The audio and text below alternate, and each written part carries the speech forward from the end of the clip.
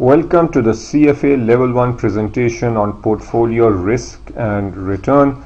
This lecture corresponds to reading 52 in the 2011 CFA Level 1 curriculum. So first, a quick review of major return measures, and this is important because whenever you are talking about a portfolio of investments, you are concerned about what sort of return you are getting. And this material you have seen before in quantitative methods, so I won't spend much time on it, just a very quick review. Holding period return simply means what is the return you are getting over a given holding period return. Let's say that the holding period is 6 months and you bought a stock for 50, which is now 60. Your holding period return is 20% because 10 over 50 into 100, so your holding period return is 20%. Most returns, however, are stated as annualized returns. So if your holding period return for 6 months is 20%, the annualized return would be equal to 1.2 squared minus 1. So this would be approximately a little more than 40%. So that's your holding period return.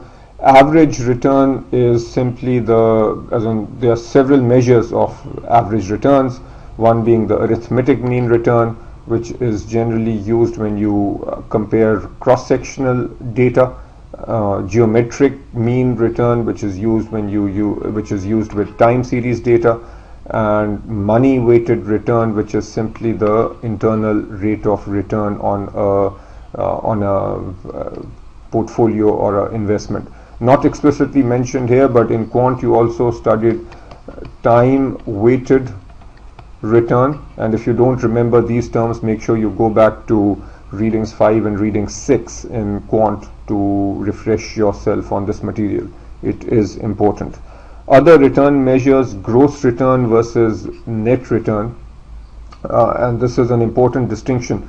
Let's say you invest in a mutual fund, and the mutual fund in 2009, let's say, gives you a gross return of 20%.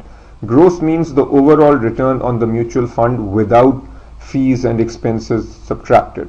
And if the fees for 2009 and expenses amounted to about 2%, then your net return would be 18%, which is the gross return minus the fees / expenses. Investors would be concerned about their net return. Pre-tax nominal return, so this is, as the term implies, your nominal return. In general, returns, unless stated otherwise, are nominal. Nominal means that inflation is built into inflation numbers are built in. So pre-tax means what's your return before taxes, and then after tax return, which is what most people are concerned with, is the return once taxes are taken out. And given that different investors have different tax rates, the investor ultimately is concerned about his after-tax return. Real return is the return with inflation taken out. So very roughly speaking, if inflation is equal to 2% and your nominal return is equal to 6%, that means your real return is approximately equal to 4%. So remember, we discussed this in both quant and economics. And since this is important enough, I'm just going to very briefly show you the relationship. So 1 plus your nominal return is equal to 1 plus the real return into 1 plus inflation, and the linear approximation for this is that your nominal return is approximately equal to your real return plus inflation. With small numbers, these two expressions are roughly the same. A leveraged return is the return that you get when you take leverage or when you use borrowed funds to make an investment. The return then is referred to as a leveraged return. Characteristics of major asset classes. So in the context of portfolio management, you need to understand what the term asset class means. Asset class simply means, so I'll just explain this through example. Major asset classes would be stocks, bonds, commodities, real estate, etc. So these are different asset classes. When you make investments, the first level decision is which asset classes to put your money into and in what percentage. So a very simple division might be something that says put 80% of my money in stocks, 20% in bonds. So then we are saying that the only two asset classes we are invested in this simple example would be stocks and bonds. Now within an asset class such as stocks, there are sub-asset classes. So with stocks, for example, we have small cap stocks, large cap stocks. We can also have mid cap stocks. Small cap stocks refers to stocks with small overall market capitalization. Market capitalization, remember, is equal to the number of shares outstanding times market price. So small cap would have, let's say, market cap less than, say, 500 million. Large cap stocks would be stocks with very high market capitalization, not shown here, but you can also have mid cap stocks which would fall in between. So in the stock category, these are two typical asset classes. In the bond category, you can have long-term corporate bonds. In Pakistan, these are referred to as TFCs. You can have long-term treasury bonds, short-term government bonds, which are referred to as T-bills. Inflation is not really an asset class, so inflation actually we should mention separately, but in any investment analysis you need to consider inflation, and ideally you want that your return on asset classes should exceed inflation. Now I would encourage you to go through the curriculum, and if you look at Exhibit 5 in the curriculum, that will give you the approximate average returns and standard deviations of different asset classes. And the general idea, you don't need to memorize this exhibit, but generally need to understand that small cap stocks in general have had a high average return, but the standard deviation, which is a measure of the riskiness, has also been high.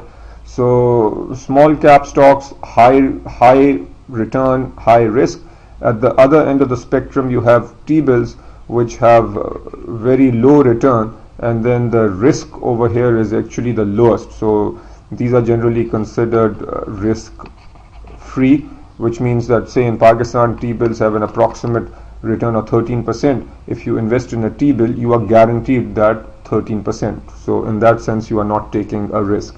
And then various asset classes will have a certain expected return and standard deviation. The simple principle that you need to keep in mind is that the higher the expected return or higher the average return, higher the general riskiness associated with that asset class.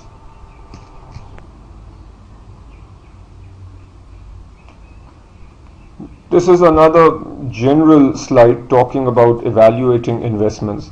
So using expected return and variance is a simplification because returns do not follow a normal distribution. The point here being the following, that in most of portfolio management we make an assumption that investment returns follow a normal distribution, which means that for every investment we assume a certain expected return and a certain standard deviation, and we assume that the returns are normally distributed. This makes the calculations somewhat easier, but all that we are warning you about here is that while this is used in a theoretical sense and this is a reasonable approximation, but you need to be aware that in the real world we will have kurtosis, skewness and liquidity issues. Again, this is a quick revision from quant. Kurtosis means that you have that actual distributions might have fatter tails and higher peaks than normal, so this would be excess kurtosis. Skewness means that returns might be, say, skewed to the right or skewed to the left, so this would be an example of a right skewed data. The mirror image of this would be left skewed. Liquidity means that certain stocks or investments might have liquidity issues. In Pakistan, for example, corporate bonds or TFCs have a liquidity problem, which means that even though the market price might be 98% of par, but if you cannot easily sell this, then effectively using this market price might be somewhat misleading. Okay, another important concept is that of covariance and correlation. You've seen this in quant also. Covariance is the extent to which two variables move together over time. So if you have two stocks A and B, if in general they move up together and down together, then we say they have high positive covariance. If they generally move in opposite directions, then they have negative covariance. And if they don't move together in terms of, in other words, their movement is unrelated to each other, then covariance is 0. The formula for covariance depends on whether you are dealing with a population or a sample. So just to keep this simple, let's say you are looking at stock A and looking at the covariance of stock A with the let's say with the economy. So there are three states of the economy: good, bad, average. Then when you calculate covariance, if you are looking at all possible states, then the formula of covariance will use this formula. So it will be basically this formula, which is the population formula. And I'm not going to go over this in detail, just very briefly. What we are doing is, if we have two variables A and B, and you are looking at their covariance in all states of the economy, I is equal to 1 to 3. Let's say there are three states. Then I will go from 1, 2 and 3. So first we'll take state 1. This is the probability of state 1 first. The return in state 1 of stock 1 minus the expected return of stock 1 multiplied by the return in state 1 of stock 2 minus the overall expected return of stock 2, and then do the same when I is equal to 2, that's the second state of the economy, and then again do an I3, which is the third state of the economy, and add all three up. So that was a quick review. If you have trouble understanding this, go back to the quant lectures and you will see this in detail there with an example. Sample covariance means that you are looking at a sample. Now if you are comparing returns of stock A and B, or actually I should call this stock 1 and stock 2, then if you are looking at the covariance between these two, and you just take, say, the last 12 months worth of data, even though these two stocks have been around for, say, 20 years, then you use this formula. Here again you go I is equal to 1 to n, and then for each combination of 1 and 2 you plug in over here. Actually this is t, so you go from t is equal to 1 to n and use this formula. A distinction here is just a slight difference between this formula and this formula. This term over here, again, this is actually the expected return. So I should say expected return of R1, expected return of R2, and then we divide by n minus 1. N is the number of observations. So in my example, if we have 12 months, then n minus 1 is, so this would be 11, and so on. So again, this is described in more detail earlier. So if you're struggling with this, go back and look at the relevant quant lecture. Correlation is represented by the Greek symbol rho, and correlation between 1 and 2 is equal to the covariance between stock 1, stock 2 divided by the standard deviation of 1 multiplied by the standard deviation of 2. So the correlation basically is a standardized measure. The issue with covariance is you might have a covariance of plus 79.25. All this tells you is that the covariance between 1 and 2 is positive.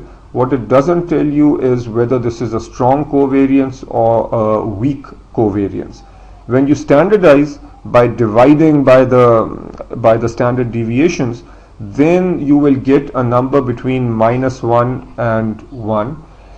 A correlation of 1 means that there is a perfect positive correlation. When stock 1 goes up, you can be sure that stock 2 goes up. A correlation of 0 means that there is that the two variables are completely independent. And a correlation of -1 means that if one stock goes up, you can be sure that the other one goes down. So generally we use the correlation, but as you can see, the correlation can easily be derived if you are given the covariance. Now, how do we apply this to portfolio theory? Let's say that you have a portfolio of two assets, asset A and asset B, and let's say that 60% of your portfolio is in A, 40% of the portfolio is in B. Let's say that the standard deviation for A is equal to let's say 15, and the standard deviation of the returns for B is equal to 20. So B is more risky. And how do you calculate the standard deviation of the portfolio, which is a combination of A and B? For this, we also need to know either the correlation or the covariance between A and B. So let's say that the correlation is 0.5. The formula then for the standard deviation of the portfolio of two assets is given by this equation. So this would simply be equal to the square root of W1 squared, which is the weight of asset 1. In this case, that's 0.6 squared multiplied by sigma 1 squared. So sigma 1, let's just take these in terms of a decimal. So times 0.15 squared plus the weight of 2, which is 0.4 squared, times sigma 2, which is 0.2 squared, plus 2 into 0.6 into 0.4 into the correlation, which is 0.5, into the two standard deviations, which is 0.15 into 0.2. So this would give us the standard deviation of the portfolio.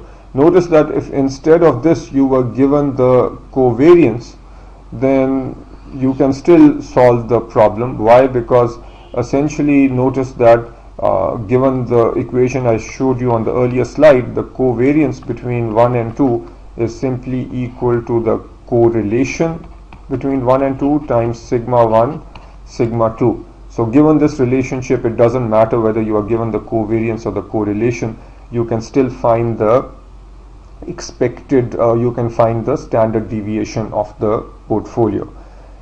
So now look at the important role played by correlation. If the correlation between the two investments A and B is equal to 0, then this whole expression cancels out, because you would have a 0 over here, and that would reduce the overall that would reduce the riskiness or the standard deviation of the portfolio. In fact, the riskiness of the portfolio will be the highest, or sigma p would be high when the correlation is equal to 1, and sigma p could actually be the lowest when the correlation is low. So I would actually, if this sounds strange, then I would encourage you to calculate this number for a correlation equal to 0.5, and then also find out what sigma p is for correlation equal to 1, correlation equal to 0, correlation equal to minus 0.5, and correlation equal to minus 1. And you will automatically then see the relationship that higher the correlation, higher the riskiness. Okay, let's illustrate this graphically. Let's say that you have two stocks, stock A and stock B, and let's say that we want to create a portfolio of these two shares. Now let's say that stock A has a expected return. So let's say expected return of 10% and stock B has a expected return of 20%, and the riskiness of A, let's say, is equal to 15%, and the riskiness of B, which will be higher because the expected return is higher, let's say the riskiness of B is equal to 30%. So if you create a portfolio that is 100% invested in A, okay, then the expected return of the portfolio would be 10%. So let's say that this portfolio represents 100% A. Then the expected return would be 10%, so that's this point, and the riskiness of this portfolio represented by the x-axis would be 15%. On the other hand, if you create a portfolio that is 100% B, then you would have this spot over here with the expected return of 20% and a riskiness of 30%. What happens if you start to diversify? So now you create a portfolio, let's say, with 30% A and 70% of your money goes into B. What is the expected return of this portfolio? The expected return of this portfolio would simply be 0.3 times the return of A, which is 10%, plus 0.7 multiplied by the return of B, which is 20%. So this is equal to 3 plus, so 0.3 plus 0.7 into 20, which is 14. So your expected return is going to be 17%. So let's say that this point, for example, represents 30% A and 70% B, 30% A, 70% B. So just to highlight the fact, as we move along this line, all we are doing is changing the relative weightage of A and B. So starting with this point, 100% A, and as we move along, we reduce the weightage of A and increase the weightage of B. And notice that initially when we do this, we are going to get a diversification benefit. How do we get that benefit? By seeing that we can increase the expected return to 17%, but can we do this by reducing risk? So that would be a diversification benefit if we can increase return and reduce risk. How do we come up with the riskiness of this portfolio? Remember from the formula that you just saw on the previous slide, the riskiness of the portfolio again is measured by this formula. So sigma of the portfolio is equal to the weightage. So let's say we are taking this point where we have 30% A and 70% B. So since this is important enough, I will write the formula again. So this is W1 squared sigma 1 squared, sigma 1 represents A, plus W2 squared sigma 2 squared, plus 2 times W1 W2 and then rho, which is the correlation between A and B, times sigma 1 sigma 2. And then if you plug in the numbers, you plug in W1, which is weightage of A, 0.7 squared, times the standard deviation of 1, which is given as 0.15 squared, and so on. If you plug in all these numbers and calculate the standard deviation of this portfolio, you should get a number that is less than 15%. So that is telling you that you can create a portfolio where the standard deviation is lower, that means the risk is lower, but the expected return is higher. So this classic example shows the benefit of diversification when you have two assets with a correlation that is less than 1. Now we are going to demonstrate that what is the impact of different correlations on the on diversification benefit. So again, let's say that we have asset A and asset B, and we are going to look at the return versus risk of different portfolios assuming different correlations. So let's first assume that the correlation between A and B is equal to 1. If the correlation between A and B is 1, then as we move along this line, so this line represents, so this point A represents 100% of A, this point represents 100% of B, and as we are moving from A to B, all we are doing is changing the relative weightage of A and B. So like at the halfway mark, we would be 50% A and 50% B. So with a correlation of 1, what happens to expected return? Expected return at the midway point would simply be the average of A and B. So if the expected return of A is 10% and the expected return of B is 20%, then the expected return of a portfolio that's 50% A and 50% B is simply 15%. But the point here is that as we change the weightage, we are not getting any diversification benefit, because as the weightage of the higher risk and higher return stock B is increasing, the riskiness is also increasing. So we are getting a higher expected return, but at the cost of higher risk. So there is no diversification benefit. Now let's assume that let's assume that the correlation between A and B is 0.5. Okay, so then we will get a slightly different curve. So here we are now assuming that correlation between A and B is 0.5.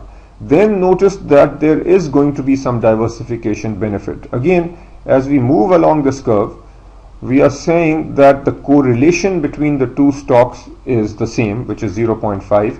What is changing as you move along this line is the weightage. So at this point we are 100% A, maybe at this point we are 30% A and 70% B. So given that the correlation is less than 1, we have a diversification benefit, and this is what was shown on the earlier slide too. If the correlation is 0, then we will have an even greater diversification benefit. Okay, so by greater diversification benefit means that we can increase the expected return and keep reducing the risk. So as long as we are increasing expected return and reducing risk, that is referred to as diversification benefit. The highest diversification benefit we can get is in this situation, where it is theoretically possible to get a risk equal to 0 when the correlation is equal to -1. So if A and B have a perfect negative correlation, we can figure out a certain weightage of A and B that gives us a reasonable expected return between 10 and 20% at 0 risk. But this is just a theoretical limit, because finding two stocks with an expected with a correlation of -1 is nearly impossible. But nevertheless, theoretically speaking, if you do find this, then there is a certain weightage of A and B where you can get a decent return with 0 risk. Key point here being that as long as your correlation goes down, the diversification benefit goes up.